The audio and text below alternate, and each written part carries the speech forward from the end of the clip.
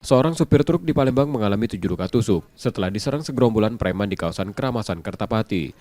Selain supir, kernet truk juga menjadi korban penganiayaan dan menderita luka lebam. Setelah menerima laporan, unit reskrim Polsek Kertapati segera melakukan penyelidikan. Polisi kemudian menangkap salah satu pelaku bernama Beni Santoso. Beni diduga sebagai pelaku utama yang menusuk korban. Motif penganiayaan ini diduga karena pelaku kesal setelah korban tidak memberikan uang yang diminta. Pelaku akhirnya melakukan kekerasan, memecah kaca truk yang dikendarai sopir dengan menggunakan batu. Karena sopir melakukan perlawanan, sehingga para pelaku menggunakan senjata tajam menusuk korban.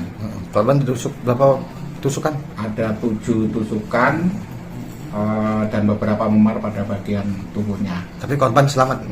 Alhamdulillah untuk korban selamat, walaupun sempat dirawat inap di rumah sakit. Untuk pelaku sementara baru 1 yang berhasil kami amankan. Untuk teman-temannya masih daftar pencarian orang. Akibat perbuatannya, tersangka terancam hukuman 5 tahun penjara.